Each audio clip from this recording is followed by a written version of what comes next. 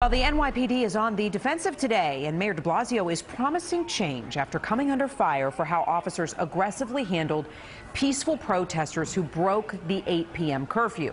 Police ended up arresting 269 people last night. 6 officers were injured during the protests, and for the first time in nearly a week, no NYPD vehicles were damaged. News 4's Rana Novini joining us live from Fordham Manor in the Bronx. Rana.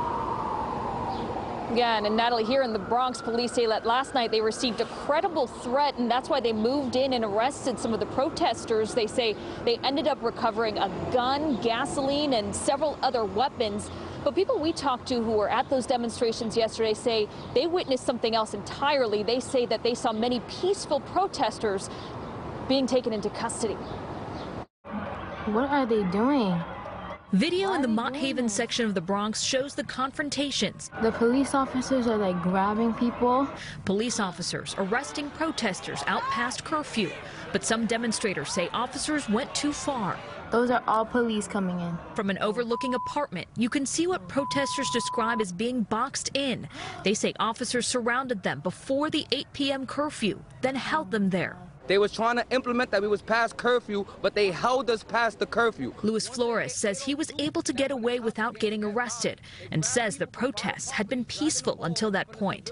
But the police commissioner and mayor say a group in the Bronx had sent out a threat. They put out posters advertising that they were going to burn things down, that they were going to injure cops, that they were going to cause mayhem. That was the plan. We disrupted the plan. There could have been some innocent people caught up in it. They're taking the narrative of a couple bad people, a couple extreme radicals, and using it to co-opt the entire movement and say that this is what it's all about. In the Bronx, a peaceful march Friday down Grand Concourse. About 100 protesters escorted by members of the NYPD. Many here saying what happened last night won't deter them. We're not trying to lose sight of what the actual cause for us being out here. And plus, we want to change the narrative. You know, everyone's not looting, everyone's not rioting. We care about the community. We want to make sure that we all come together and send out a positive message.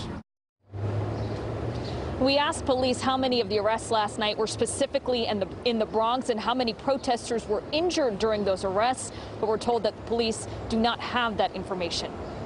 Reporting live in the Fordham Manor section, Rana Novini, News 4, New York.